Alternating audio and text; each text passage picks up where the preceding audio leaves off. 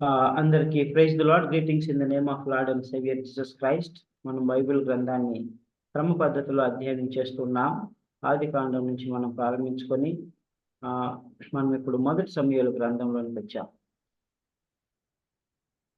మొదటి సమూయేలు గ్రంథం యొక్క ముఖ్య వచనాన్ని మనం చూసినట్లయితే 8వ అధ్యాయం 7వ వచనం. అందుకు యెహోవా సమూయేలునకు సెలవిచ్చినదేమనగా, జనులు నీతో చెప్పిన మాటలన్నిటి ప్రకారం జరిగింపుము. వారు నిన్ను విసర్జింపలేదు కానీ తమ్మును ఏలకుండా నన్నే విసర్జించి ఉన్నారు. అంటే ఇజ్రాయేలు ప్రజలు దేవుడే వారికి రాజుగా ఉన్నప్పుడు, దేవుడే వారిని నడిపిస్తూ ఉన్నప్పుడు, శత్రువులందరి నుంచి జయాన్ని అనుగ్రహిస్తూ యుద్ధము యెహోవా చేస్తూ ఆయనే వారికి సంరక్షకుడుగా ఉంటూ అద్భుత రీతిగా వారు నడిపిస్తూ ఉంటే, ఇజ్రాయేలు ప్రజలు అన్ని జనుల వైపు చూసి, అన్ని జనుల రాజుల వైపు చూసి మాకు కూడా రాజు కావాలి అని కోరుకున్నారు. అందుకు దేవుడు అంటున్నాడు, వారు నన్ను విసర్జించి ఉన్నారు అని అంటున్నారు. సో ఈ గ్రంథాన్ని 3 భాగాలుగా మనం విభజించుకున్నాం. మొదటి భాగము సమూయేలు న్యాయాధిపతిగా ఉన్న కాలం, 1వ అధ్యాయం నుంచి 7వ వచనం వరకు ఈ యొక్క ఈ భాగాన్ని మనం పూర్తి చేసుకున్నాం. 2వ భాగము సమూయేలు రాజుగా ఉన్న కాలం, 8వ అధ్యాయం నుంచి 15వ అధ్యాయం వరకు ఈ భాగాన్ని కూడా మనము పోయిన క్లాస్లో పూర్తి చేసుకున్నాం. సో మొదటి భాగంలో 4 ముఖ్యమైనటువంటి విషయాలు ఉన్నాయి, వాటిని కూడా మనం ధ్యానించుకున్నాం. సో 2వ భాగంలో 8 ముఖ్యమైనటువంటి విషయాలు ఉన్నాయి. ఇజ్రాయేల్ ప్రజలు రాజును కోరుకోవడం, దేవుడు వారి కోరిక మేరకు వారు ఏర్పరచుకున్నటువంటి సౌలును రాజుగా అభిషేకించడం, సౌలు యాబేష్ గిలాదును జయించడం, మరి తర్వాత సౌలును సమూయేలు పట్టాభిషేకం చేసి ఆయన ఒక అద్భుతమైనటువంటి సందేశాన్ని ఇస్తాడు. ఆ తర్వాత సౌలు మెల్లమెల్లగా తప్పిపోవటం ప్రారంభిస్తాడు. ఆయన చట్ట విరుద్ధమైనటువంటి బలులు అర్పిస్తాడు, తద్వారా దేవునికి విరోధంగా పాపం చేస్తాడు. తర్వాత ఫిలిస్తీయులమైన యోనాతాను యుద్ధాన్ని జయిస్తాడు. అమాలేకీయులతో యుద్ధం చేసి వారిని సమూలంగా నిర్మూలించమంటే వాటిలో శ్రేష్టమైన వాటిని తీసుకొని వస్తాడు, ఆ రాజును కూడా తీసుకొని వస్తాడు. అప్పుడు దేవుడు నేను చెప్పిన మాట వినలేదు కనుక నీవు రాజుగా ఉండడానికి అర్హుడు కాదు, నేను రాజుగా ఉండకుండా తొలగిస్తున్నాను అని దేవుడు సెలవిస్తాడు. ఆ విధంగా Saul was rejected king. So ఆ విధంగా సౌలును దేవుడు తొలగిస్తాడు. ఈ విషయాలు మనం చూసుకున్నాం. సో ఇవన్నీ కూడా చక్కగా సహోదరి వివరించారు. So let's straight away go to the third part. So ఈ గ్రంథం యొక్క 3వ భాగాన్ని మనం చూసినట్లయితే సౌలు యొక్క పతనము మరియు దావీదు ఎదుగుదల, ఈ విషయాలు 16వ అధ్యాయం నుంచి 30వ అధ్యాయం వరకు మనం చూస్తాం. మొదటి భాగము, 2వ భాగము, 3వ భాగం. 3వ భాగంలో సౌలు ఎలాగూ క్షీణించిపోయాడు, ఎలాగూ ఆయన నశించిపోయాడు అనేటువంటి విషయాలు ఉంటాయి. అయితే దావీదు ఎలాగూ అంచెలంచెలుగా రాజుగా ఎదుగుతూ వచ్చాడో, దేవుని దయని పొందుకుంటూ వచ్చాడో మనం చూస్తుంటాం.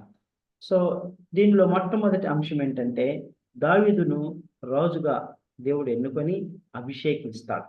ఈ యొక్క విషయాలు మన 16వ అధ్యాయంలో కనబడతాయి. సో ఇది ఈ ఒక్క అంశం గురించి మనం ధ్యానించుకుందాం. చాలా ప్రాముఖ్యమైనటువంటి అంశము. దేవుడే దావీదును రాజుగా ఎన్నుకొని అభిషేకించాడు. ప్రియమైనటువంటి దేవుని బిడ్డలారా, here comes the God's election. So మొట్టమొదటి రాజు అయినటువంటి సౌలు, 2వ రాజు అయినటువంటి దావీదు. సో వీరిద్దరి యొక్క ఎన్నికను మనం చూసుకున్నట్లయితే చాలా వ్యత్యాసం ఉంటుంది. ప్రియమైనటువంటి దేవుని బిడ్డలారా, సౌలుని ఎన్నుకున్న విధానాన్ని మనం చూసాం. సౌలును ఎవరు ఎన్నుకున్నారు? సౌలును రాజుగా ఎవరు కోరుకున్నారు? అది ఎవరి చాయిస్? మనం అది ఎవరి చాయిస్? ఇశ్రాయేలు చాయిస్ అన్నారు, దేవుని చాయిస్ కాదు. yes, wonderful. సో ఇజ్రాయేలీలు చాయిస్ అది. అంటే మనము బైబిల్ గ్రంథంలో మనం చూసినట్లయితే మనము ఆల్రెడీ చూసుకున్నాం. సౌలు గురించి ధ్యానించేటప్పుడు ద్వితీయోపదేశ కాండంలో మనం చూసుకున్నాం. ద్వితీయోపదేశ కాండంలో మరి ఒకవేళ మీరు రాజుగా ఎవరినైనా నియమించుకోవాలి అనుకున్నట్లయితే ఎవరు రాజు నియమించాలి అనేటువంటి విషయాన్ని మనం ఆల్రెడీ చూసుకున్నాం. ద్వితీయోపదేశకాండము 17వ అధ్యాయంలో 17వ అధ్యాయంలో 15వ వచనం 17వ అధ్యాయంలో 14వ వచనం, నీ దేవుడైన యెహోవా నీకు ఇచ్చుచున్న దేశమును నీవు ప్రవేశించి దాన్ని స్వాధీనపరచుకొని అందులో నివసించి నా చుట్టూనున్న సమస్త జనముల వలె నా మీద రాజును నియమించుకుందును అనుకుని ఎడల నీ దేవుడైన యెహోవా ఏర్పరచు వానిని అవశ్యముగా నీ మీద రాజుగా నియమించుకొనవలెను. దేవుడు ఏర్పరిచిన వారిని రాజుగా ఏర్పరచుకున్నాడు. అయితే ఇక్కడ ఇశ్రాయేలు ప్రజలు సౌలును కోరుకొని ఈయన మాకు రాజుగా అభిషేకించు అని అన్నారు. ఎప్పుడైతే సౌలును రాజుగా పట్టాభిషేకం చేసినప్పుడు ప్రజలు సంతోషించి ఆనందించారు. ఈయన మన ముందుగా పోను, ఈయన మన శత్రుల నుంచి కాపాడును, ఈయన మనకు జయాన్ని అనుగ్రహించును, ఈయన మనను మంచిగా చూసుకుంటాడు, మంచి పరిపాలన చేస్తాడు, మనం సుఖ సంతోషాలతో ఉంటాం అనుకున్నారు. అయితే జరిగింది అంటే అంతా వారు అనుకున్నటువంటి దానికి విరుద్ధంగా జరిగింది. వారి ఆశలు, వారి కళలన్నీ మరి అన్నీ కూడా పోయినాయి. సో ఇక్కడ మనం గమనించినట్లయితే దావీదును దేవుడు రాజుగా అభిషేకిస్తూ ఉన్నాడు ఇక్కడ. సో దానికంటే ముందు సమూయేలుకు ఒక మాట దేవుడు చెప్తా ఉన్నాడు. సౌలుని గురించి సమూయేలుకు ఒక మాట చెప్తున్నారు. 16వ అధ్యాయము 1వ వచనం చదవండి. మొదటి సమూయేలు గ్రంథము 16వ అధ్యాయము 1వ వచనం. అంతటా యెహోవా సమూయేలుతో ఇలాగు సెలవిచ్చెను, ఇశ్రాయేలీయుల మీద రాజుగా ఉండకుండా నేను విసర్జించిన సౌలును గూర్చి నీవెంతకాలము దుఃఖింతువు? నీ కొమ్మును తైలంతో నింపుము. బెత్లెహేమీయుడైన యెష్షయి యొద్దకు నిన్ను పంపుచున్నాను. అతని కుమారులలో ఒకని నేను రాజుగా నియమించుదును. సో ఇక్కడ మనం గమనించినట్లయితే దేవుడు సమూయేలుతో మాట్లాడుతున్నాడు. సమూయేలు, నువ్వెంతకాలము దుఃఖింతువు? నువ్వెంతకాలము సౌలుని గూర్చి దుఃఖించుదువు? నేను అతన్ని రాజుగా ఉండకుండా విసర్జించి ఉన్నాను.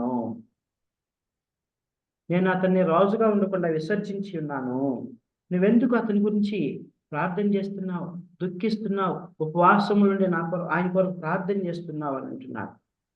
ఎప్పుడైతే దేవుడు సౌలును విసర్జించాను, సౌలును రాజుగా ఉండకుండా తొలగిస్తున్నాను అన్నప్పుడు మరి సహోదరి ఉన్నతి చెప్పినట్లుగా షేర్ చేసినట్లుగా సమూయేలు ఏం చేశాడు? రాత్రంతా కూడా సౌలు గురించి విజ్ఞాపన చేశాడు. ప్రభువా, సౌలుని క్షమించు, సరిచేయి. సౌలు మొట్టమొదటి రాజు, ప్రజలు వారి హృదయంలో కలవరపడిపోతాయి, ప్రభువా తీసివేయద్దు, తొలగించవద్దు అని వేడుకున్నాడు. అందుకని దేవుడు అంటున్నాడు, how long you mourn for Saul, I have rejected him being king. My dear brothers and sister, ఎందుకు తిరస్కరించాడు? కారణాలు మనం చూసుకున్నాం. సిస్టర్ కూడా 3 విషయాలు వివరించారు. సో ఈ విధంగా మనం చూసినట్లయితే దేవుడు అంటున్నాడు, నేను నీ ప్రార్థన వినను అంటున్నాడు. సమూయేలుతో నీ ప్రార్థన వినను, ఇక మీదట ప్రార్థించవద్దు అని దేవుడు సమూయేలును గద్దిస్తూ ఉన్నాడు. My dear brothers and sisters, సమూయేలు ఏమో భారంతో ప్రార్థన చేస్తున్నాడు. ఒకవేళ దేవుడు క్షమించి సౌలును సరి చేస్తాడేమో.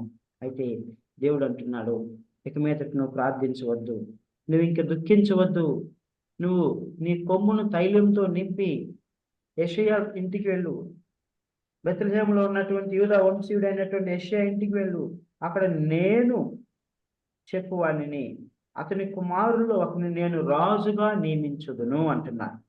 ప్రియమైనటువంటి దేవుని బిడ్డలారా, what does God says here? అతని కుమారుల్లో ఒకరిని నేను రాజుగా నియమిస్తాను అంటున్నాడు. Please try to understand my dear brothers and sisters. దేవుడు దావీదును రాజుగా వెనుకుంటున్నాడు. అది ధర్మశాస్త్రం అనుసారము, దేవుని యొక్క చిత్తానుసారంగా దావీదు రాజుగా ఎన్నుకొనబడ్డాడు. అయితే సౌలు ప్రజల యొక్క అభిష్టం మేరకు, ప్రజల ఇష్టానుసారంగా ఆయన రాజుగా వెన్నుకొనబడ్డాడు. సౌలు దేవుని నుంచి తొలగిపోయాడు.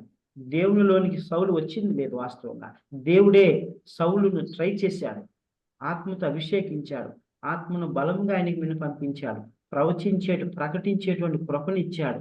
మరి ఆ సౌలుకు బలాన్ని ఇచ్చాడు, జయాన్ని ఇచ్చాడు, అన్నీ కూడా ఇచ్చినా కూడా సౌలు దేవుని తట్టు తిరగలేదు.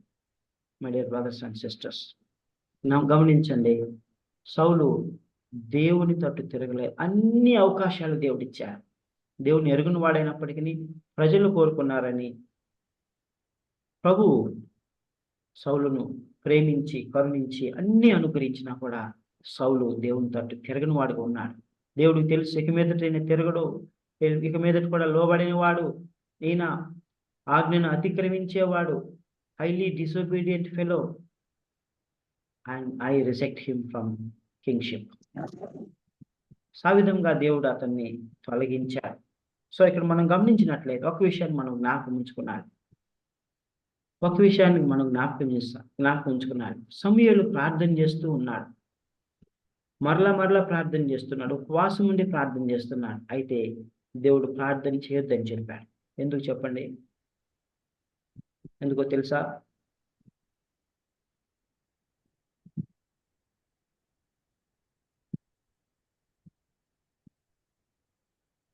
ఎందుకు చెప్పాడు? ప్రార్థన చేయొద్దు, నువ్వు దుఃఖించవద్దని చెప్పాడు. ఎందుకు?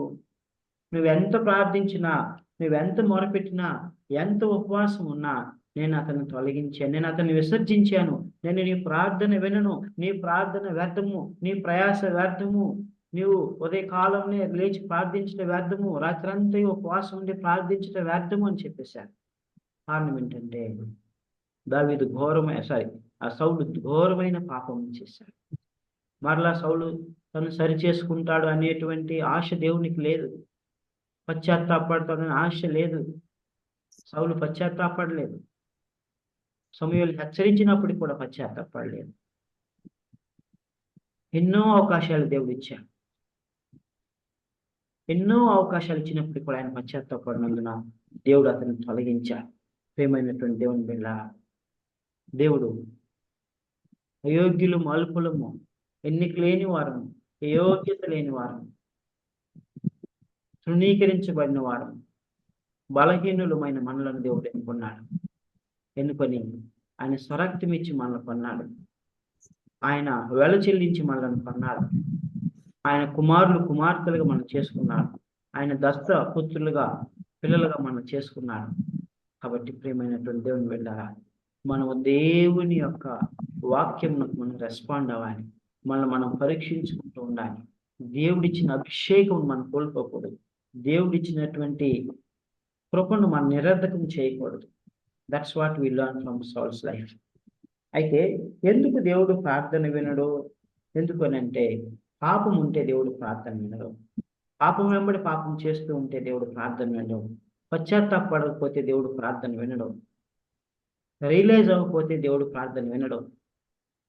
మనం చేసిన పొరపాటును మనం ఎగ్జామిన్ చేసుకొని, విమర్శించుకొని, సరి చేసుకొని పోతే ప్రార్థన వినడు. ఒక వ్యక్తి లోబడిన వాడుగా ఉంటే, దేవుని తిరస్కరించిన వాడుగా ఉంటే, దేవుని యొక్క కృపను నిరర్ధకం చేసేవాడుగా ఉంటే, అతని కొరకు వేరే వాళ్ళు ఎంత ప్రార్థన చేసినా దేవుడు వినడు. బెస్ట్ ఎగ్జాంపుల్, దావీదు బత్షెబతో పాపం చేసినప్పుడు పుట్టిన మొట్టమొదటి కుమారుని కొరకు ఆయన గోని పట్టు కట్టుకొని ధూళిలో ఉండి ఉపవాసం ఉండి ఏడ్చి వెక్కి ప్రార్థన చేశాడు. అయితే దేవుడు ఆయన మొర వినలేదు. ఆయన మొర వినకపోగా ఆ బిడ్డను కూడా మొత్తాడు. ఆ పాపంలో పుట్టినటువంటి బిడ్డను దేవుడు మొత్తాడు. మొత్తగా ఆ బిడ్డ చనిపోయింది. సో 7 దినములు ఉపవాసం ఉండి ప్రార్థన చేసిన దేవుడు వినలేదు. ఎందుకంటే అది దేవునికి అంగీకారం కాదు, అది దేవుని చిత్తం కాదు. పాపం చేసి, వ్యభిచారం చేసి, హత్య చేసి దాన్ని రెగ్యులరైజ్ చేయాలనుకున్నాడు దావీదు. No never. We cannot deceive God, my dear brothers and sisters. We cannot deceive God. మనం దేవుని మోసపరచలేం, దేవుని మాయ చేయలేం, దేవుని మైమార్పించలేం. My dear brothers and sisters, దావీదు ప్రార్థన దేవుడు వినలా. తద్వారా దావీదు బిడ్డ చనిపోయిన తర్వాత లేచి తలంటుకొని ఆయన చక్కగా భోజనం చేశాడు. సో కాబట్టి ఎలాంటి ప్రార్థన వింటాడు? ఎప్పుడు దేవుడు ప్రార్థన వింటాడు అని అంటే, మనము దేవునికి రెస్పాండ్ అయినప్పుడు, ప్రభువా నేను పాపిని, ప్రభువా నన్ను కరుణించు, ప్రభువా నన్ను క్షమించు, నా అపరాధము, నా దోషములను కడుగుము, నన్ను బాగుగా హిస్సోపుతో కడుగుమని మనం గ్రహించుకొని దేవునికి ప్రార్థన చేసినప్పుడు ఆయన ప్రార్థన మన కొరకు ఇతరులు ప్రార్థన చేసినప్పుడు ఆ ప్రార్థన పనిచేస్తుంది. మనం సరిగా లేకుండా, మనం దేవునికి రెస్పాండ్ అవ్వకుండా, దేవుడు ఎంత హెచ్చరించినా మన ఇష్టానుసారంగా మనం జీవిస్తూ చేసిన పాపం మరలా చేస్తూ వెళ్తే దేవుడు క్షమించడు, ప్రార్థన వినడు. మన ప్రార్థన వినడు. క్రొత్త నిబంధన గ్రంథంలో ఇద్దరు వ్యక్తులు ప్రార్థన మనకు తెలుసు. ఇద్దరు వ్యక్తులు ఆరాధనాలయానికి వెళ్తారు, ప్రార్థన వెళ్తారు. అందులో ఒకడు సుంకరి, మరొకడు ఇద్దరు వ్యక్తులు ప్రార్థన చేయడానికి మందిరానికి వెళ్తారు. అందులో ఒక అతను సుంకరి, ధనవంతుడు. పరిసెయుడు. పరిసయ్యుడు. రైట్, సుంకరి, పరిసెయుడు వారిద్దరు వెళ్ళి ప్రార్థన చేస్తూ ఉంటారు. మొట్టమొదటిగా పరిసెయుడు ప్రార్థన చేస్తాడు, మందిరానికి వెళ్తాడు, ఆఫరింగ్స్ చేస్తాడు. వెళ్ళి ఏమని ప్రార్థన చేస్తాడు? ప్రభువా, ఈ దినాన్ని నాకు ఇచ్చినందుకు నీకు వందనాలు. నేను నీకు దశంభాగములు సమయానికి అర్పిస్తూ ఉన్నాను. నా యొక్క పుదీనాలను, సోంపులను కూడా నేను నీకు దశంభాగం ఇస్తున్నాను. నన్ను ఎంతవరకు నువ్వు కాపాడినందుకు వందనాలు. నేను ఈ సుంకర వలె ఉండకుండా నేను నీకు ధర్మశాస్త్రంలో చెప్పిన వాటిని అన్నిటిని నేను పాటిస్తున్నాను అని ప్రార్థన చేస్తాడు. ప్రార్థన చేసి వెళ్ళిపోతాడు. ఆయన ప్రార్థన దేవుడు వినడు. అయితే ఆ తర్వాత సుంకరి వస్తాడు. ఆ సుంకరి వచ్చి ఆ దూరంగా మోకరిల్లి రొమ్ము కొట్టుకొనుచు ఆకాశం వైపు చూచుటకు ధైర్యం చాలక, ప్రభువా, నేను ఘోర పాపినయ్యా, దేవా, నేను భయంకర పాపిని, నన్ను కరుణించు, అయినా నన్ను రక్షించావు, నన్ను కరుణించు ప్రభువా, నా పాపములను క్షమించు ప్రభువా, నన్ను బయట శుద్ధీకరించు అని ఆయన ప్రార్థన చేసినప్పుడు దేవుడు సుంకరి ప్రార్థన విన్నాడు. బాలేశ్వర్ మైక్ ఆన్ లో ఉంది తమ్ముడు, కొంచెం మ్యూట్ చేయి. సో కాబట్టి ఈ విధంగా మనం గమనించినట్లయితే దేవుడు ఎలాంటి ప్రార్థన వింటాడు? దేవుడు విరిగి నలిగినటువంటి హృదయంలో వచ్చేటువంటి ప్రార్థన వింటాడు. దేవుడు కృతజ్ఞతతో కూడిన ప్రార్థన వింటాడు. దేవుడు ఆయన ఆరాధించేటువంటి ప్రార్థన వింటాడు. తర్వాత దేవుడు తమను తాము సరి చేసుకొని పశ్చాత్తాపడి మరి దేవుని ఎదుట తమ పాపమును ఒప్పుకునేటువంటి వారి ప్రార్థన వింటాడు. ఇక్కడ సౌలు ఆ పని చేయలేదు కనుక దేవుడు ఆయన గద్దిస్తా ఉన్నాడు. ఈవెన్ ఏశావు ప్రార్థన దేవుడు వినలేదు. విన్నాడా? ఏశావు ప్రార్థన దేవుడు విన్నాడా? లేదు. ఏశావు యొక్క ఏడుపును దేవుడు చూశాడా? చూడలేదు. మన హెబ్రీయులకు రాసిన పత్రిక 13వ అధ్యాయంలో 12వ అధ్యాయంలో మనం చదువుకున్నాం. ఆయన చివరికి ఎంత ఎక్కి వేడ్చినా కూడా ఆయన ప్రార్థన దేవుడు వినలేదు. ఆయన విసర్జించాడు. ఎందుకంటే ఏశావుకి ఎన్నో అవకాశాలు ఇచ్చాడు దేవుడు. ఏశావు ప్రార్థన వినలేదు. సో ఇజ్రాయేలీలు కూడా వారు పాపం చేసినప్పుడు దేవుడు వారు మొర వినలేదు. సో యెషయా గ్రంథం 1వ అధ్యాయం 15వ వచనంలో కూడా, మీరు బహుగా ప్రార్థన చేసిన నేను వినను, మీ చేతులు రక్తముతో నిండి ఉండేవి అంటాడు.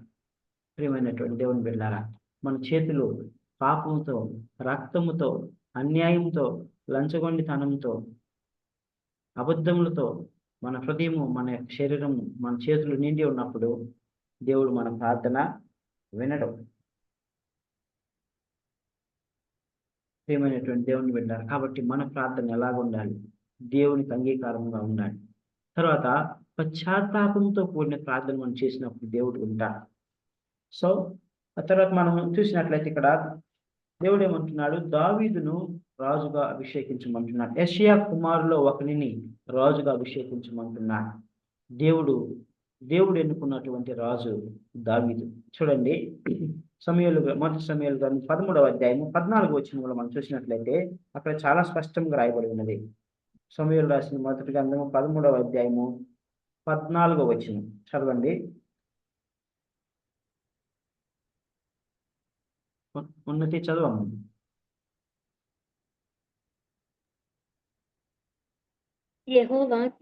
యెహోవా తను చిత్తానుసారమైన మనస్సు గల యొక్కని కనుగొని ఉన్నాడు. నీకు ఆజ్ఞాపించిన దాన్ని నీవు గైకొనకపోతివి గనుక యెహోవా తన జనుల మీద అతనిని అధిపతినిగా నియమించును. యెహోవా తన జనుల మీద అతనిని అధిపతిగా నియమించును. దావీదు గురించి చెప్తా ఉన్నాడు. యెహోవా నియమించాడు, దేవుడే నియమించాడు. సో యెహోవా తన చిత్తానుసారమైన మనసు గల ఒకరిని కనుగొని ఉన్నాడు. దేవుడు చూస్తాడు. దేవుడు హృదయాన్ని చూస్తాడు, బాహ్య రూపాన్ని చూడు. ఆ విషయం మనం ఇంకా ముందు ముందు చూసుకుంటాము. ఆ తర్వాత దావీదు ఎలాంటి వాడంట? యెహోవా చిత్తానుసారమైన మనసు కలిగినటువంటి వాడు. అపోస్తుల కార్యము 13వ అధ్యాయము 22వ వచనం. అపోస్తుల కార్యములు 13వ అధ్యాయము 22వ వచనం చదవమ్మా.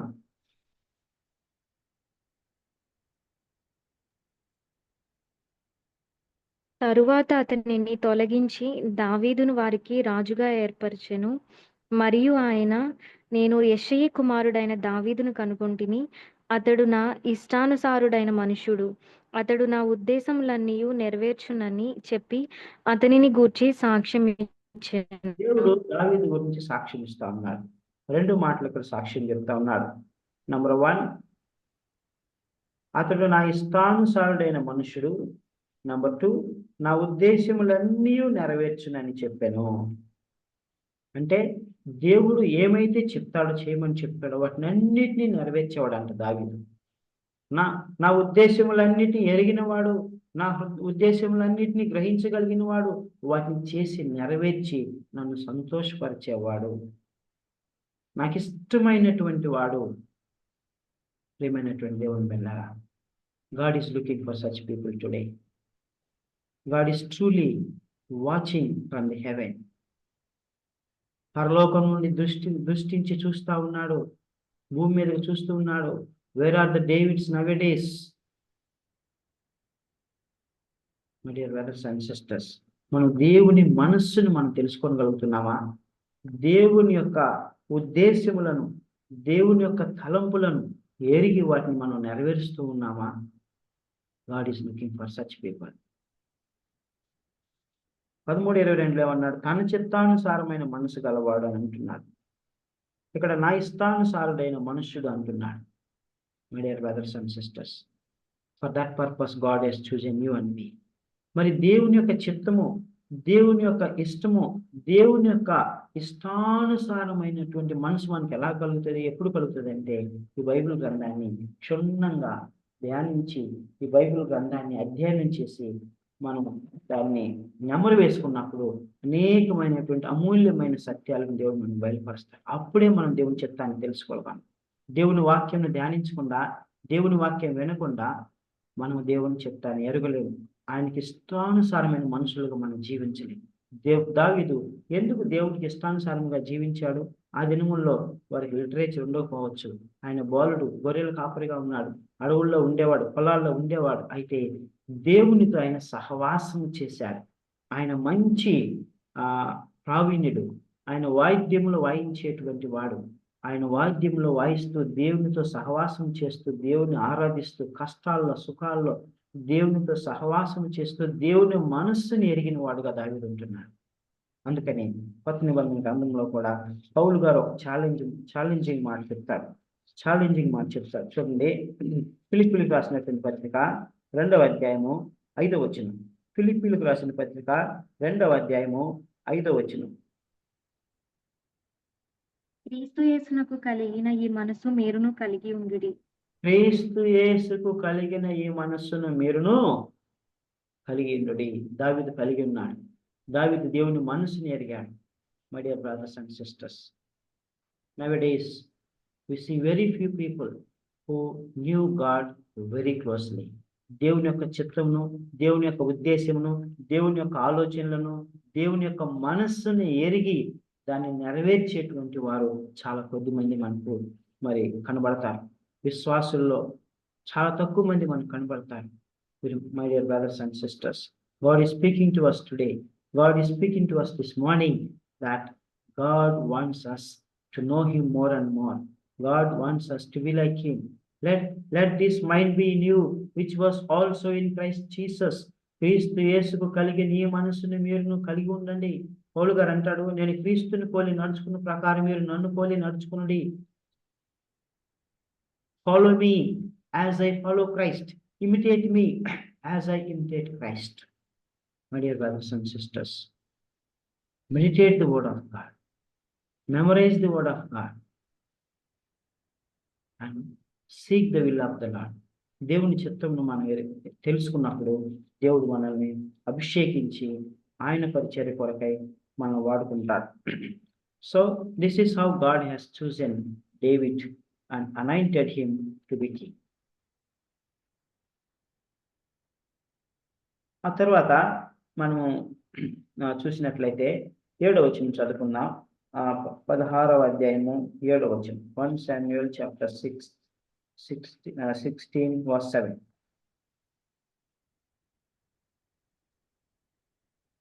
అయితే యెహోవా సమూయేలుతో ఇలాగు సెలవిచ్చెను, అతని రూపమును అతని ఎత్తును లక్ష్యపెట్టకుము. మనుషులు లక్ష్యపెట్టు వాటిని యెహోవా లక్ష్యపెట్టడు.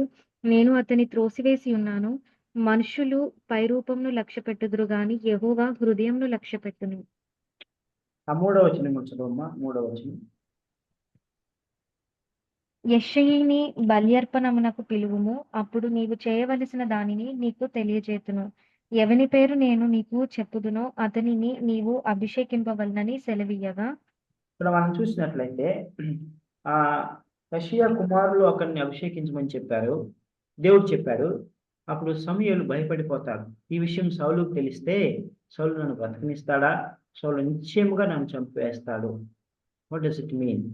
సౌలు అంత క్రూరముగా తయారయ్యాడు. ఎందుకో తెలుసా? దేవుని యొక్క ఆత్మ సౌలు నుండి వెడలిపోయి దేవుని యొద్ద నుండి ఒక దురాత్మ సౌలు మీదకి వచ్చింది అని మనం తర్వాత అధ్యాయంలో చూసుకుంటాం. My dear brothers and sisters, తద్వారా సౌలు ఒక క్రూరుడైపోయాడు. హత్య చేయటానికి కూడా వెనుకాడని వాడికి అయిపోయాడు. ధర్మశాస్త్రంలో నరహత్య చేయవద్దని ఉంది కదా. ధర్మశాస్త్రము సౌలు ఎరగడు. ఒకవేళ ఎరిగినా దాన్ని లక్ష్య పెట్టేవాడు కాదు, దాన్ని పాటించేవాడు కాదు. సమూయేలు ఒక గొప్ప ప్రవక్తని మనం చూసుకున్నాం. ఆ ప్రవక్తే భయపడిపోతున్నాడు. ప్రియమైనటువంటి దేవుని బిడ్డ, సమూయేలును చూసి ప్రజలందరూ భయపడ్డారు కదా. ఏ సందర్భంలో భయపడ్డారు? సమూయేలు వారిని రాజుగా, సౌలును రాజుగా పట్టాభిషేకం చేసిన తర్వాత దేవుడు సమూయేలు వారికి దేవుడే రాజుగా ఉండవలసి ఉన్నది అని దేవుని యందు సమూయేలు యందు వారు భయభక్తులు కలిగి ఉండడానికి సమూయేలు ప్రార్థన చేస్తారు. ప్రభువా, ఈ ప్రజలు, నువ్వు ఎన్నుకున్న ప్రజలు, నీవే వారికి దేవుడు అని గ్రహించినట్లుగా ఒక సూచన చేయము. నేను ప్రార్థన చేస్తాను. ఉరుములు మెరుపులు వర్షం కురిపించమని ప్రార్థన చేసినప్పుడు గొప్ప ఉరుములు మెరుపులు వర్షం వెంటనే వచ్చేస్తుంది. అప్పుడు ఇజ్రాయేల్ ప్రజలందరూ, అయ్యా మేము పాపం చేశాము, మమ్మల్ని క్షమించు, ఈ యొక్క ఉరుములు మెరుపులు మా మీద పడి మేము చనిపోకున్నట్లు మా కొరకు ప్రార్థన చేయండి అని అందరూ కూడా యెహోవాకు సమూయేలుకు భయపడ్డారని మనం చూసుకున్నాం. అయితే ఇక్కడ ప్రజలు సమూయేలుకు భయపడ్డారు. అయితే సమూయేలు రాజైన సౌలుకు భయపడేటువంటి పరిస్థితి వచ్చింది. సౌలును అభిషేకించిన వాడు సమూయేలే దేవుని నామంలో. అయితే సమూయేలు భయపడుతూ అంత క్రూరంగా తయారైపోయాడు సౌలు. ప్రియమైనటువంటి దేవుని బిడ్డలారా, దురాత్మ మనలోనికి వచ్చినప్పుడు మనుషులు అంత క్రూరంగా తయారైపోతారు. సో దేవుడు ఏమన్నాడంటే, అయితే నువ్వు ఒక అక్కడికి వెళ్ళి బలి అర్పించడానికి వెళ్తున్నానని చెప్పు. యెషయాను తన కుటుంబాన్ని అక్కడ బలి అర్పించడానికి పిలువు. అప్పుడు ఏం చేయాలో నేను చెప్తాను. నేను ఎవరి పేరు చెప్తానో వారిని నువ్వు రాజుగా అభిషేకించాలని అంటాడు. అప్పుడు అక్కడ వెళ్తాడు, యెషయా కుటుంబాన్ని పిలుస్తాడు, బలి అర్పిస్తాడు. పిలిచినప్పుడు 7 కుమారులు యెషయాకు ఉంటారు అక్కడ. వారిని పిలుస్తాడు. మొట్టమొదటి వాడు ఎలియాబు మంచి శరీర దారుఢ్యం కలిగిన వాడు, సైన్యంలో పనిచేసేవాడు, బలాఢ్యుడు. దేవుడు అంటాడు, నేను ఇతన్ని ఎన్నుకొనలేదు అంటాడు. సమూయేలు అనుకుంటాడు, ఇతన్ని నిశ్చయంగా దేవుడు ఎన్నుకున్నాడు అని అనుకుంటాడు. అయితే దేవుడు ఏమంటాడు, నేను ఇతన్ని ఎన్నుకొనలేదు. తర్వాత 2వ కుమారుడు వస్తాడు, అభినాదాబు వచ్చినప్పుడు, ఈయన నువ్వు ఎన్నుకున్నావా అని అంటాడు. దేవుడు అంటాడు, నేను అతన్ని వెన్నుకొనలేదు అని అంటాడు. అలాగునే 7 కుమారులు దేవుని ఎదుట తీసుకురాబడతారు. దేవుడు అంటాడు, వీరిలో ఎవరిని నేను ఎన్నుకోనలేదు అంటాడు. సమూయేలు ఆశ్చర్యపడిపోతాడు. అయ్యో, ఇంత చక్కని రూపవంతులు, దేహదారుఢ్యం కలిగిన వారు, ఆర్మీలో పనిచేసేవారు, వీరిని దేవుడు ఎన్నుకొనలేదే అని సమూయేలు ఇదైపోతా ఉంటాడు. అప్పుడు దేవుడు అంటాడు, సమూయేలుతో అంటాడు, ఇదే మాట అంటాడు, మనుషులు పైరూపముని లక్ష్య పెడతారు, పైరూపాన్ని చూస్తారు. అయితే యెహోవా మనుషులు లక్ష్యపెట్టు వాటిని యెహోవా లక్ష్య పెట్టడు. my dear brothers and sisters. You should remember, write this word on the tablet of your hearts. మీ హృదయం అనే పలకలు మీ యొక్క వాక్యాన్ని రాసుకోండి. యెహోవా హృదయమును లక్ష్యపెట్టును. వారందరూ పెద్దవారు, సైన్యంలో పనిచేసేవారు. అయితే దావీదు బాలుడు, 16-17 సంవత్సరముల టీనేజర్, అరణ్యంలో గొర్రెలు కాస్తూ ఉన్నాడు. ఒక్కడే ఉన్నాడు. వీరందరూ ఒకచోట ఉన్నారు, దావీదు అక్కడే గొర్రెలు కాస్తూ ఉన్నాడు. అంటే దాని అర్థం ఏంటి? దావీదు వారికి అంత ముఖ్యం కాదు, యెషయా అంత ప్రాముఖ్యమైనటువంటి వాడు కాదు. యెషయా తన కుటుంబం దావీదును కొంచెము కేటగానే చూసి ఉండొచ్చు, తక్కువగా చూసి ఉండొచ్చు. ప్రియమైనటువంటి దేవుని బిడ్డలారా, అప్పుడు సమూయేలు గారు అన్నాడు, ఇంకా ఎవరైనా నీ కుమారులు ఉన్నారా అని అడుగుతాడు. అప్పుడు ఆయన అంటాడు, ఇంకొక కుమారుడు ఉన్నాడు, ఆయన గొర్రెలు కాస్తూ ఉన్నాడు, అడవిలో ఉన్నాడు అని చెప్పాను. ఇమ్మీడియట్గా అతను తీసుకురామని చెప్తాడు. అప్పుడు దావీదు దేవుని ఎదుటికి వస్తాడు. దేవుని ఎదుటికి వచ్చినప్పుడు దేవుడు ఏమంటాడు? ఇతడే నేను ఎన్నుకున్నవాడు, ఇతను నువ్వు అభిషేకించు అని అంటాడు. చూడండి, మా 12-13 వచనం, 16వ అధ్యాయము 12-13 వచనం. అతడు వాని పిలువనంపించి లోపలికి తోడుకొని వచ్చెను. అతడు ఎర్రని వాడును, చక్కని నేత్రములు గలవాడును, చూచుటకు సుందరమైన వాడునై ఉండెను.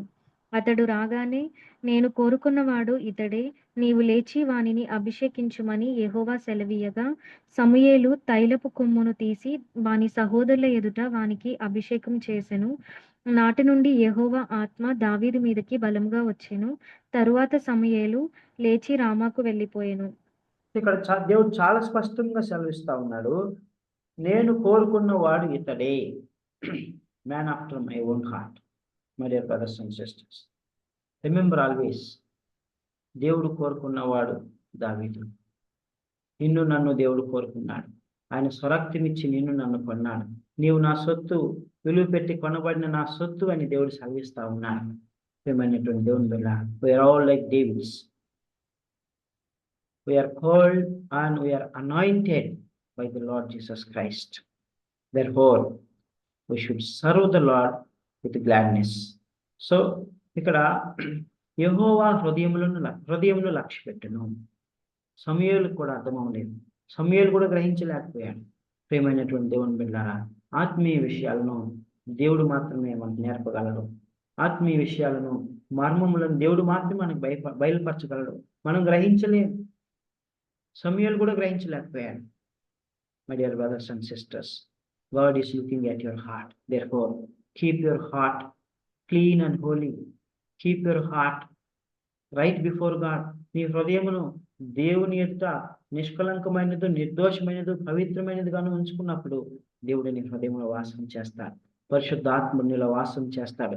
దేవుని యొక్క ఆత్మ బలముగా నీలో పనిచేస్తుంది. నువ్వు శక్తివంతమైనటువంటి దేవుని దాసురాలుగా ఉంటావు. దేవుని పరిచర్యలో నువ్వు వర్ధిల్లుతావు. నీ ఆత్మీయ జీవితంలో నువ్వు వర్ధిల్లుతావు. నీ కుటుంబ జీవితంలో వర్ధిల్లుతావు. నీ సమాజంలో నువ్వు వర్ధిల్లుతావు. ఎన్ని కష్టాలు వచ్చినా, నష్టాలు వచ్చినా, బాధలు వచ్చినా, దుఃఖములు వచ్చినా, వేదనలు వచ్చినా, శ్రమలు వచ్చినా కృంగిపోవు. ఎందుకో తెలుసా? దేవుడు నీతో కూడా ఉన్నాడు. దేవుడు నీతో కూడా ఉన్నాడు. కాబట్టి దేవుడు నిన్ను ఆశీర్వదిస్తాడు. My dear brothers and sisters, God never ever looks at outward appearance. God looketh on the heart.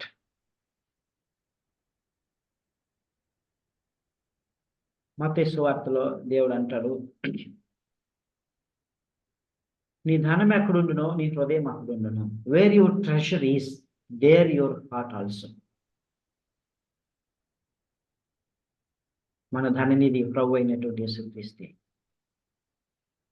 ఆయన మీద మన హృదయాన్ని కేంద్రీకరించినప్పుడు, మన హృదయం తెరచి ఆయనకి మన స్థానం ఇచ్చినప్పుడు దేవుడు మన హృదయంలో వాసం చేస్తాడు.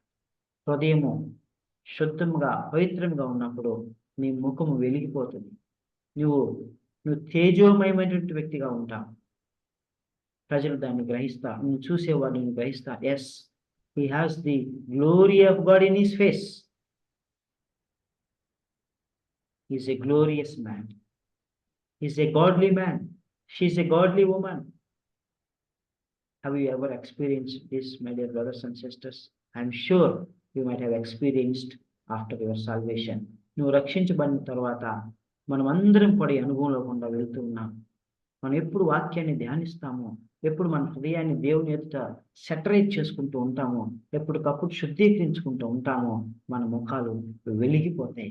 మన ముఖాలు మనల్ని చూడగానే చెప్తారు, yes he's a child of God, she's a child of God. హృదయం ఎప్పుడు కూడా మలినంతో ఉండకూడదు. చూడండి, తిమోతికి రాసినటువంటి ఆ 2వ పత్రిక, తిమోతి 1వ అధ్యాయము, 1 తిమోతి, క్షమించండి, 1 తిమోతి చాప్టర్ 1 verse 5. ఉపదేశ సారమేదనగా పవిత్ర హృదయం నుండి, మంచి మనస్సాక్షి నుండి, నిష్కపటమైన విశ్వాసం నుండి కలుగు ప్రేమయే. పవిత్రమైనటువంటి హృదయం నుండి, మంచి మనస్సాక్షి నుండి, నిష్కపటమైనటువంటి విశ్వాసం నుండి కలుగు ప్రేమే. హృదయం గురించి మాట్లాడుతున్నాం. ఎలా ఉండాలి అంటే హృదయం? ఎలా ఉండాలి? పవిత్ర హృదయం. పవిత్ర హృదయం. ఉపదేశ సారం ఇదే. అంటే ధర్మశాస్త్రం కానీ, దేవుని యొక్క బైబిల్ గ్రంథం కానీ చెప్పే సారాంశం ఇదే. హృదయం పవిత్రంగా ఉండాలి. దావీదు హృదయం పవిత్రంగా ఉంది, అందుకని దేవుడు అతని రాజుగా అనుకున్నాడు. అందుకని దేవుని ఆలోచనలు మన ఆలోచనలు ఒకటి కావు. యెషయా గ్రంథము 55వ అధ్యాయము, 8-9 వచనాలు. యెషయా గ్రంథము 55వ అధ్యాయము, ఐసాయా చాప్టర్ 55 verse 8 and 9 చదవండి. నా తలంపులు మీ తలంపులు వంటివి కావు, మీ త్రోవలు నా త్రోవల వంటివి కావు. ఇదే యెహోవా వాక్కు. ఆకాశములు భూమికి పైన ఎంత ఎత్తుగా ఉన్నవో, మీ మార్గముల కంటే నా మార్గములు, మీ తలంపుల కంటే నా తలంపులు అంత ఎత్తుగా ఉన్నవి. This is the difference between God's thoughts and our thoughts. చూడండి, సమయాలు గ్రహించలేకపోయాడు. దేవుడు గొప్ప ఆలోచన, గొప్ప ప్రణాళికలను దావీదు కొరకు కలిగి ఉన్నాడు. So my thoughts are not your thoughts, my dear brothers and sisters. అందుకని దేవుడు, అందరూ ఏమనుకున్నారంటే, దేవుడు ఏశావు జ్యేష్ఠ కుమారుడు కదా, ఏశావుని ఎన్నుకుంటాడు అనుకున్నారు. కానీ దేవుడు యాకోబుని ఎన్నుకున్నాడు. యాకోబుకి జ్యేష్ఠత్వం ఇచ్చాడు. రోమీయులకు రాసిన పత్రిక 9వ అధ్యాయం 13వ వచనంలో అంటాడు, నేను యాకోబును ప్రేమించాను, ఏశావును విసర్జించాను, తృణీకరించాను అని అంటాడు. 15వ వచనంలో, నేను ఎవరిని కరుణింపగోరుదును వారిని కరుణింపదును. చూడండి, ఒకసారి చదువుకున్న రోమీయులకు రాసిన పత్రిక 9వ అధ్యాయము 13వ వచనం, 15వ వచనం. రోమా చాప్టర్ 9 verse 13 and 15. ఇందును గూర్చి నేను యాకోబును ప్రేమించితిని, ఏశావును ద్వేషించితిని అని వ్రాయబడి ఉన్నది. 15. అందుకు మోషేతో, ఈలాగు ఎవనిని కరుణింతునో వానిని కరుణింతును, ఎవని ఎడల జాలి చూపుదునో వాని ఎడల జాలి చూపుదును. పొందగోరు వాని వలననైనను ప్రయాసపడు వాని వలననైనను కాదు గాని కరుణించు దేవుని వలననే అగును. సో కరుణించు దేవుని వలనే అగును. కరుణించేవాడు దేవుడు, my dear brothers and sisters. కాబట్టి అసలు దేవుని ఉద్దేశం ఏంటో మనం తెలుసుకున్నాం. అది దేవుని వాక్యం ద్వారా మనం తెలుసుకున్నప్పుడు మన జీవితం ఫలభరితంగా ఉంటుంది. దావీదు తెలుసుకున్నాడు, దావీదుకు దేవుడు ఆశీర్వదించాడు. దేవుని యొక్క ఆత్మ బహుబలంగా దావీదుకి వచ్చింది. ప్రియమైనటువంటి దేవుని వల్ల ఇంకా మనం చూసినట్లయితే దేవుని యొక్క ఆత్మ సౌలును విడిచి వెళ్ళిపోయాను అని అక్కడ రాయబడి ఉంది. 14వ వచనం చదవమ్మా. 16వ అధ్యాయం 14వ వచనం, 14-15. యెహోవా ఆత్మ సౌలును విడిచిపోయి యెహోవా యొద్ద నుండి దురాత్మ ఒకటి వచ్చి అతన్ని వెరిపింపగా, సౌలు సేవకులు, దేవుని యొద్ద నుండి వచ్చిన దురాత్మ ఒకటి నిన్ను వెరపించి ఉన్నది. చూడండి, ఇక్కడ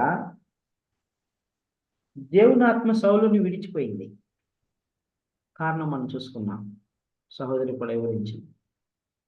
సో మరేమొచ్చింది? యెహోవా యొద్ద నుండి దురాత్మ ఒకటి వచ్చింది. Here my dear brothers and sisters, listen carefully. దేవుడు దురాత్మను కూడా తన దగ్గర పెట్టుకుంటాడా? దేవుడు దురాత్మను పంపిస్తాడా? అంత అలాంటి దేవుడా మన దేవుడు? కాదు, absolutely not. Always remember my dear brothers and sisters, ఎప్పుడైతే మనలో నుండి దేవుని ఆత్మ పోతుందో, మనం కాన్స్టెంట్గా కంటిన్యూస్గా పాపం చేస్తూ ఉంటామో, ఓవర్కమ్ చేయలేనటువంటి, జయించలేని ఒక పాపం మనలో కాన్స్టెంట్గా రహస్య పాపం ఉంటూ ఉన్నప్పుడు, కొన్ని సంవత్సరముల తర్వాత దేవుని ఆత్మ మనల్ని విడిచిపోతుంది. దేవుని ఆత్మ విడిచిపోయినప్పుడు వెంటనే దురాత్మ మనలోనికి వచ్చేస్తుంది. అంటే దేవుడు అనుమతించాడు, అంతేగాని దేవుడు పంపించలేదు. అంటే దేవుడు యొక్క పరలోక రాజ్యంలో దురాత్మలు ఉంటాయని కాదు. సో దేవుడు అపవాదికి అవకాశం ఇచ్చాడు, అనుమతించాడు. My dear brothers and sisters, ఎందుకు దురాత్మలు మనలోనికి వస్తాయి? ఎందుకు దురాత్మలు మన హృదయంలోనికి వచ్చి వాసం చేస్తాయి? మనం వాటికి చోటిస్తే వస్తాయి, చోటు ఇవ్వకపోతే రాము. ఇప్పుడు ఎవరైనా స్ట్రేంజర్ మన ఇంటికి వచ్చారనుకోండి, మనం తలుపు తీసి వారిని ఇంట్లోకి ఆహ్వానించి కూర్చోమంటే వారు కూర్చుంటారు. తలుపులు వేసి మనం వారికి తలుపులు తెరవకపోతే వాళ్ళు రారు కదా, వస్తారా? They won't come. My dear brothers and sisters, that's what we see here. సౌలు అపవాదికి చోటిచ్చారు. సో మన హృదయంలో ఒకేసారి దేవుని ఆత్మైన వాసం చేయాలి, లేకుంటే దురాత్మైన వాసం చేయాలి. రెండు ఒకేసారి మన హృదయంలో ఉండాలి. My dear brothers and sisters, always remember, దేవుని ఆత్మ మనలో నుంచి వెళ్ళిపోయినప్పుడు దురాత్మ మనలోనికి వస్తుంది. As long as the spirit of God dwells in you, Satan can never ever enter into your hearts. మత్తయి సువార్త 16వ అధ్యాయము 43 నుంచి 45 వచనం వరకు చదువుకుందాం. మత్తయి సువార్త 16వ అధ్యాయము 43 నుంచి 45 వచనం వరకు.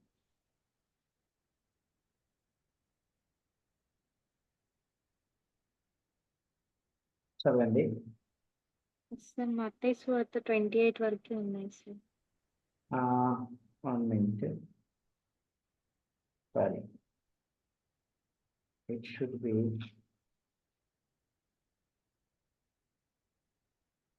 okay.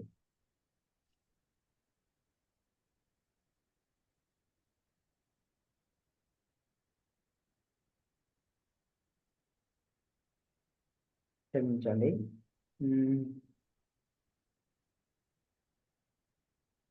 ఓకే, ఇక్కడ ఒక దుష్టాత్మను గురించి దేవుడు చెప్తాడు. క్షమించండి, ఇది 12వ అధ్యాయం. I'm so sorry. Chapter 12 verse 43 to 45. అపవిత్రాత్మ ఒక మనిషిని వదిలిపోయిన తరువాత అది విశ్రాంతి వెదుకుచు నీరు లేని చోట్ల తిరుగుచుండెను. విశ్రాంతి దొరకనందున నేను వదిలి వచ్చిన నా ఇంటికి తిరుగు వెళ్ళేదననుకొని వచ్చి ఆ ఇంట ఎవరినూ లేక అది ఊడ్చి అమర్చి ఉండుట చూచి వెళ్ళి తనకంటే చెడ్డవైన మరి 7 దెయ్యములను వెంటబెట్టుకొని వచ్చును. అవి దానిలో ప్రవేశించి అక్కడనే కాపురముండును. అందుచేత ఆ మనుష్యుని కడపటి స్థితి మొదటి స్థితి కంటే చెడ్డదగును. అలాగే ఇక్కడ ఇక్కడ ఇక్కడ చాలా స్పష్టంగా రాయబడి ఉన్నది, రైట్? సో దేవుని ఆత్మ ఎప్పుడైతే మన నుండి మనం ఒకప్పుడు అంధకార సంబంధులని అపవాది మనం ఏలుబడి చేస్తున్నది, అయితే యేసు రక్తంలో మనం కడగబడిన తర్వాత, దేవుని ఆత్మతో మనం నింపబడిన తర్వాత, మనము దేవునిలో నడుస్తూ మరలా పాపం చేసినట్లయితే, మరలా కంటిన్యూస్గా పాపం చేసినట్లయితే, దేవుని ఆత్మను మనం దుఃఖపరిచినట్లయితే, దేవుని యొక్క ఆత్మ మనలను వడలు వెళ్ళిపోతుంది. అప్పుడు మన హృదయం క్లీన్గా ఉండడాన్ని చూసి ఆ యొక్క దురాత్మ మరి 7 చెడ్డమైన దురాత్మను తీసుకొని వచ్చి చక్కగా ఊడ్చి ఉండడము, శుభ్రంగా ఉండడం చూసి అవి ప్రవేశించి ఆ వ్యక్తిని పాడు చేస్తాయి. కాపురం ఉండును అని అక్కడ ఉంది, దానిలో ప్రవేశించి అక్కడనే కాపురం ఉండును. అందుచేత ఆ మనుషుని కడపడి స్థితి మొదటి స్థితి కంటే చెడ్డదగును. అలాగే దుష్టతరం వారికి సంభవించునెను. My dear brothers and sisters, this is what happened to Paul, and it can happen to anybody. I am not threatening you, I am not scaring you, my dear brothers and sisters, but I am sharing the facts, what is there in the word of God. But these things are going to surely happen. But God is gracious. దేవుడు ప్రేమ కలిగిన వాడు, దయ కలిగిన వాడు, కృప కలిగిన వాడు. ఎప్పుడైతే మనం ఆయన తట్టు తిరిగి మనం ఆయన వేడుకుంటామో, దేవుడు వెంటనే మనకు జయాన్ని ఇస్తాడు, మనం కాపాడతాడు. Absolutely no doubt about. State. So కాబట్టి ప్రియమైనటువంటి దేవుని బిడ్డలారా, మనలో మనం పరీక్షించుకుంటూ ఉండాలి. చాలా కొన్ని సంఘాల్లో ప్రతి వారం పరిశుద్ధ బల్లను పెడతారు, రొట్టెను ద్రాక్ష రసం విరుస్తారు. ఎందుకో తెలుసా? Every week they examine themselves, they separate themselves before God. So ఆ విధంగా తమను తాము శుద్ధీకరించుకొని యోగ్యులుగా బలలో పాల్పొంపులు పొందుకొని దేవుని ఎదుట నిర్దోషులుగాను నిష్కలంకులుగాను యథార్థవంతులుగాను వారు ఉంటారు. My dear brothers and sisters, ఆ తర్వాత దురాత్మ సౌలు మీదకి వచ్చింది. అయితే తన సేవకులు అంటారు, అయ్యా నీకు దురాత్మ వచ్చింది, మరి అది దురాత్మ నిన్ను వెరసింది. సో దురాత్మ పోవాలంటే మరి ఒక బాలుడిని మేము యవనస్తుని మేము కనుగొన్నాం. అతను యెషయా కుమారుడు. ఆయన మంచి వాయిద్యములు వాయించేవాడు. అతను వాయిస్తే, ఆయన ఆరాధిస్తే దురాత్మలు పారిపోతాయని చెప్పారు. అతను పిలవనంపమా అని అంటారు. అప్పుడు సౌలు అంటాడు, సౌలు కబురు పంపిస్తాడు యెషయాకి, నేను ఇలాగ నీ కుమారుని గురించి విన్నాను, నీ కుమారుని నా దగ్గరకు పంపించాను అంటారు. అప్పుడు ఆయన పంపించినప్పుడు 23వ వచనం, 16వ అధ్యాయం 23వ వచనం. దేవుని యొద్ద నుండి దురాత్మ వచ్చి సౌలును పట్టినప్పుడెల్లా దావీదు సితారా చేత పట్టుకొని వాయింపగా దురాత్మ అతనిని విడిచిపోయెను, అతడు సేదదీరి బాగాయెను. సో ఎప్పుడైతే దావీదు సితారా చేత పట్టుకొని వాయిస్తూ ఉంటాడో అప్పుడు దురాత్మ అతన్ని విడిచిపోయింది. అంటే కండిషన్, సందర్భానుసారం ఎప్పుడైతే దురాత్మ వస్తుందో అప్పుడే చేస్తా. సో అప్పుడు సౌలుకి ఏమొస్తుంది? సేద తీరుతున్నాడు, సేద తీరి బాగవుతా ఉన్నాడు, స్వస్థపరచబడుతూ ఉన్నాడు. My dear brothers and sisters, David is a great worshipper of God. దావీదు దేవుణ్ణి ఆరాధించేవాడు. ఎక్కడైతే ఆరాధన ఉంటుందో అక్కడ దురాత్మ పారిపోతుంది. రెండు విషయంలో దుష్టుడు భయపడతాడు. Always remember my dear brothers and sisters, 2 things. Number 1, when we kneel down and worship God, when we praise God about his greatness and about what God has done in our lives. So వాటినన్నింటినీ మనం దేవుని గొప్పతనాన్ని మనం పొగుడుతూ దేవుని మన విశ్వాసం నుంచి దేవుని ఆరాధించి స్తుతించి ఘనపరిచినప్పుడు సాతానుడు ఉనికిపోతాడు. సాతాను కోట గుమ్మంలో కూలిపోతాయి. నంబర్ 2, మనము దేవునికి ప్రార్థన చేసినప్పుడు, వాక్యానుసారంగా వాగ్దానం ఎత్తుపట్టుకొని ప్రార్థన చేసినప్పుడు సాతానుడు ఉనికిపోతాడు, పారిపోతాడు. ఒక ఎగ్జాంపుల్, నేను ఒక సాక్ష్యం నేనే సందర్భాన్ని చూశాను, ఆ విషయాన్ని చెప్పాలనుకుంటున్నాను. సో ఒక గ్రామంలో ఒక దురాత్మ పట్టినటువంటి వ్యక్తి ఉన్నాడు, ఒక స్త్రీ ఉంది, తన కొరకు ప్రార్థన చేస్తూ ఉన్నారు. So as long as they were praying and that lady was crying and she says that I'm getting burned, so I can no longer live in that lady.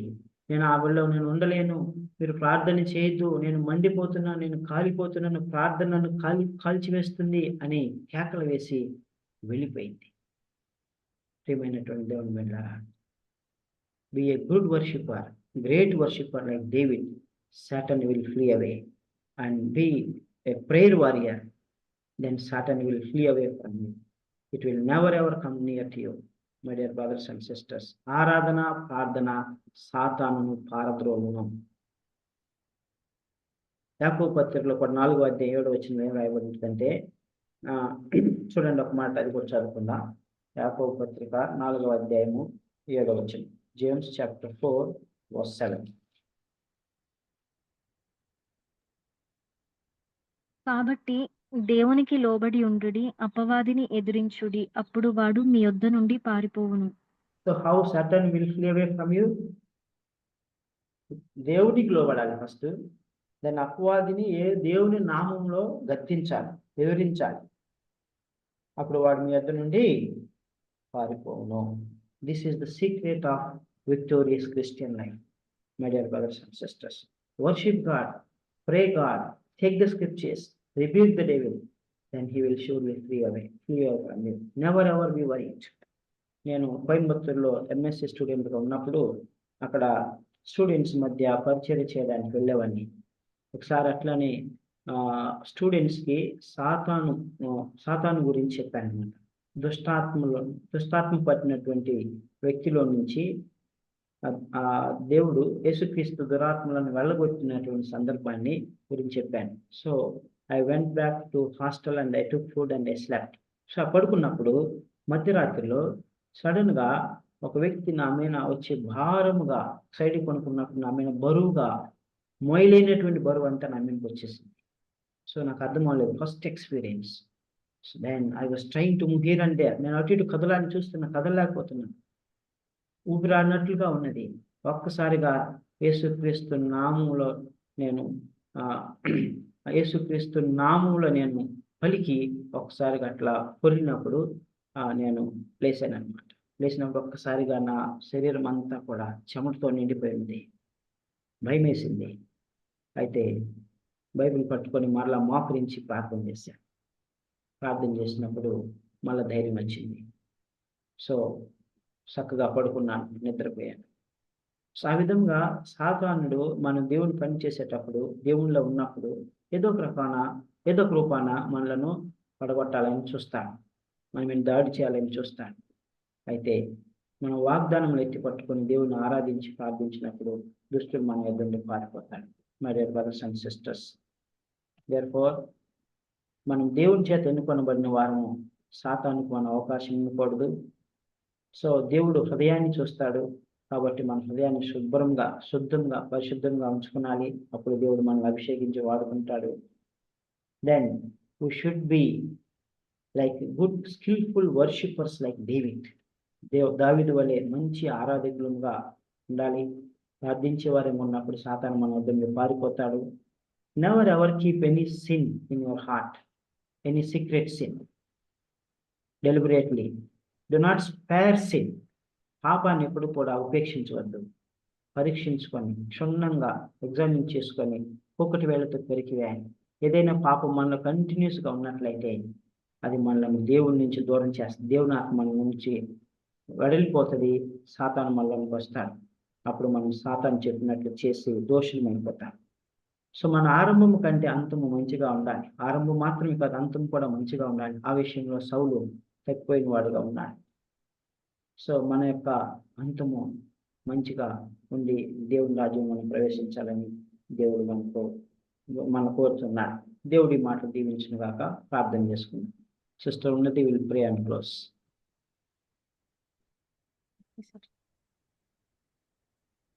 పరిశుద్ధుడా, గొప్ప దేవ, మీకు వందనాలు, స్తుతులు, స్తోత్రాలు చెల్లిస్తా ఉన్నాం తండ్రి. నాయన ప్రభా, ఇంతవరకు నాయన ప్రభా యేసయ్య తండ్రి, నీ బిడ్డ ద్వారా నువ్వు మాట్లాడిన ప్రతి ఒక్క మాటల్ని బట్టి ప్రభా మీకు వందనాలు తండ్రి.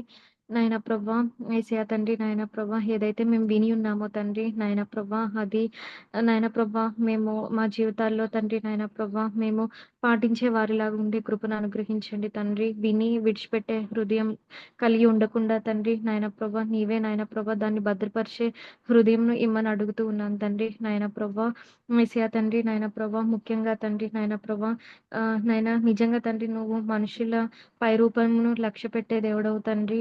నాయన ప్రభా మనుషుల లక్ష్య పెట్టవు తండ్రి. నాయన ప్రభా మనుషుల హృదయంను లక్ష్య పెట్టే దేవుడవు తండ్రి. నిజంగా తండ్రి హృదయ రహస్యంలో ఎరిగి ఉన్న దేవుడవు కదా తండ్రి. నాయన ప్రభా మా యొక్క హృదయంను తండ్రి మేము శుద్ధంగా ఉంచుకునే కృపను అనుగ్రహించండి తండ్రి. నాయన ప్రభా మేము యథార్థవంతంగా తండ్రి, నిష్కపటంగా నాయన ప్రభా మేము జీవించే కృపని మనం అడుగుతూ ఉన్నాం తండ్రి. నాయన ప్రభా యేసయ్య తండ్రి, నాయన ప్రభా సౌలు నాయన ప్రభా నీకు నాయన డిసొబీడియన్స్ చూపినట్టు తండ్రి ఎన్నో విషయాల్లో మేము కూడా నాయన ప్రభా డిసొబీడియన్స్గా చూపిస్తా ఉన్నాం తండ్రి. నాయన ప్రభా మమ్మల్ని క్షమించి తండ్రి, నాయన ప్రభా అన్ని విషయంలో తండ్రి, నాయన ప్రభా మేము నాయన ప్రభా నీకు విధేయత చూపే వారిగా ఉండే కృపను అనుగ్రహించండి తండ్రి. నాయన ప్రభా యేసయ్య తండ్రి, నాయన దావీదు వలె తండ్రి మేము కూడా నాయన ప్రభా యేసయ్య తండ్రి నిన్ను ఎల్లప్పుడూ తండ్రి ఆరాధించే నాయన బిడ్డలుగా ఉండే కృపను అనుగ్రహించండి తండ్రి. నాయన ప్రభా యేసయ్య తండ్రి, నాయన ప్రభా ఏ విధంగా అయితే తండ్రి నాయన ప్రభా దావీదు నాయన ప్రభా నువ్వు నాయన పిలుచుకున్నావు తండ్రి, అటు రీతిగా తండ్రి నాయన ప్రభా మేము కూడా తండ్రి నాయన ప్రభా మా యొక్క నాయన ప్రభా హృదయము శుద్ధిగా ఉంచుకొని తండ్రి నీకు ఇష్టానుసారంగా ఉండే కృపను అనుగ్రహించమని అడుగుతూ ఉన్నాను తండ్రి. నాయన ప్రభా యేసయ్య తండ్రి, నాయన ప్రభా ఎల్లప్పుడూ నీకు ప్రార్థించే వారిగా ఉండడానికి సహాయం దయచేయండి తండ్రి. నాయన ప్రభా యేసయ్య తండ్రి పవిత్ర హృదయం కలిగి ఉండడానికి సహాయం చేయమని అడుగుతూ ఉన్నాను తండ్రి. యేసయ్య మా హృదయంలో ఉన్న ప్రతి ఒక్క నాయన ప్రభా నీకు ఇష్టం లేనివన్నీ తండ్రి నాయన ప్రభా మేము విడిచిపెట్టడానికి సహాయం చేయండి తండ్రి. నాయన ప్రభా యేసయ్య తండ్రి మేము ఎల్లప్పుడూ తండ్రి నాయన ప్రభా నీ యొక్క ఉద్దేశంలను మీ యొక్క తలంపులను ఎరిగి జీవించే కృపను ఇమ్మని అడుగుతూ ఉన్నాం తండ్రి. ఎల్లప్పుడూ తండ్రి యేసయ్య తండ్రి నీ యొక్క వాక్యాన్ని తండ్రి నాయన ప్రభా మేము హృదయంలో భద్రపరుచుకొని తండ్రి నాయన ప్రభా యేసయ్య తండ్రి నీకు ఇష్టంగా నాయన ప్రభా జీవించే కృపను ఇమ్మని అడుగుతూ ఉన్నాం తండ్రి. నాయన ప్రభా యేసయ్య తండ్రి మీరు కలిగి నాయన ప్రభా యేసయ్య మీ యొక్క మనసును మేము కలిగి జీవించే కృపను ఇమ్మని అడుగుతూ ఉన్నాం తండ్రి. నాయన ప్రభా యేసయ్య నీవే తండ్రి నాయన ప్రభా ఈరోజు నాయన ప్రభా ధ్యానించిన ప్రతి ఒక్క మాటను తండ్రి నాయన ప్రభా యేసయ్య మా హృదయంలో తండ్రి నాయన ప్రభా దాన్ని నాయన ప్రభా భద్రపరుచుకొని తండ్రి నాయన ప్రభా మా యొక్క యాక్షన్స్‌లో అవి పెట్టడానికి సహాయం చేయమని తండ్రి నాయన ప్రభా నాయన ఇంకా ఈ దినమంతా మేము ప్రతి పనిలో నీవే తోడుగా ఉండి సహాయం చేయమని తండ్రి నాయన ప్రభా యేసయ్య తండ్రి పాపంను మేము ఏ విషయంలోనూ తండ్రి నాయన చేయకుండా తండ్రి నాయన ప్రభా పాపమునకు దూరంగా ఉండే కృపను అనుగ్రహించమని సహాయం చేయమని యేసుక్రీస్తు పేరిట అడిగి వేడుకొంచున్నాం తండ్రి. ఆమేన్. ఆమేన్. ఆమేన్.